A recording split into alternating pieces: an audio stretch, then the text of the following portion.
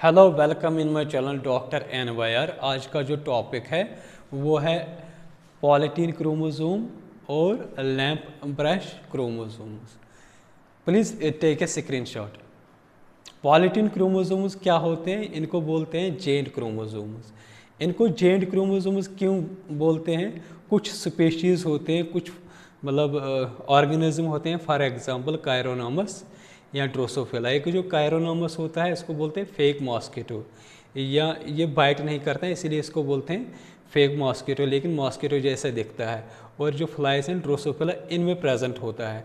तो ये कैसे बनता है? इनमें जो ये पॉलीटीन क्रोमोसोम कैसे बनता है? इनमें लार्ज नंबर ऑफ क्रोमोटिड्स प्रेजेंट होते हैं। और ये जो क्रोमोटिड्स जो होते हैं ना, ये प्रेजेंट इसलिए होते हैं क्योंकि इनमें डिवीजन ज़्यादा हो जाता है, सेल डिवीजन। कहाँ पे, किस स्टेज में सेल डिवीजन के?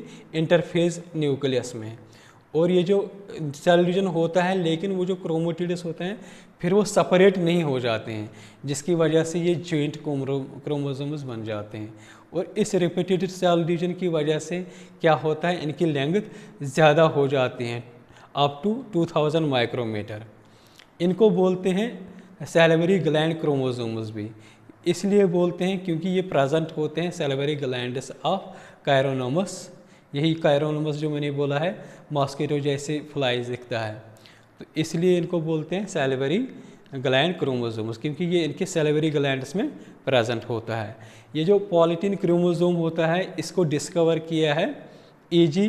बल्बियन ने इन 1881। इसलिए इसकी वजह, इनकी डिस्कवर की वजह से इनको बोलते हैं बल्बियनी क्रोमोसोम्स भी। अब इनका स्ट्रक्चर हम देखेंगे, स्ट्रक्चर कैसा होता है। ये जो क्रोमोसोम होता है पॉलीटीन क्रोमोसोम, इनमें लार्ज नंबर ऑफ क्रोमोटिड्स होते हैं जो अटैच होते हैं एक दूसरे से। कहाँ पे? सेंट्रोमियर में। तो उस जगह को बोलते हैं, उस सेंट्रोमीटर की जगह पे बोलते हैं, उसको बोलते हैं सीनोसेंट्रम।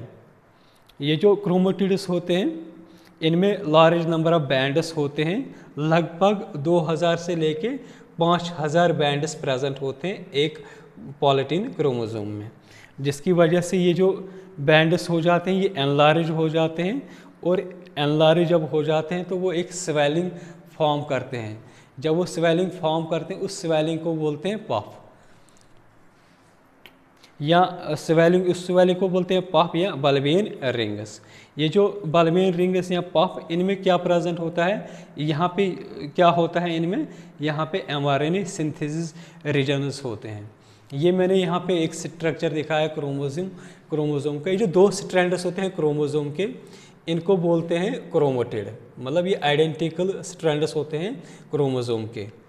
तो इसको मैंने यहाँ पे दिखाया है। ये रीजन जो होता है ये अनपफ्ड रीजन होता है, और ये रीजन जो होता है ये पफ्ड रीजन होता है। इसको बोलते हैं बल्बियन रिंग्स भी। और ये जो प्रेजेंट होता है यहाँ पे बैंड्स प्रेजेंट होता है। और ये जो यहाँ पे जो क्रोमोटिड्स होता है इनका cell division, repeated cell division हो जाता है। लेकिन रिपीटेड सेल डिवीजन तो होता है, लेकिन वो सेग्रीगेट नहीं होता है, तो वो ज्वाइन ही हो जाता है, जिसकी वजह से एक स्वेलिंग बनती है जिसको बोलते हैं बल्बियन रिंग्स या पफ रीजन। अब हम देखेंगे जो पॉलीटीन क्रोमोसोम है इसकी फंक्शन क्या होती हैं। ये काज करता है हाई मेटाबॉलिक एक्टिविटी, और दूसरा क्या है इसका? इंक्रीज करता है वॉल्यूम ऑफ सेल्स न्यूक्लियस। मतलब जो न्यूक्लियस होता है सेल्स न्यूक्लियस, तो ये प्रेजेंट होता है इंटरफेज न्यूक्लियस में, तो उसकी वजह से जो होता है सेल का जो न्यूक्लियस वो उसका वॉल्यूम बढ़ जाता है।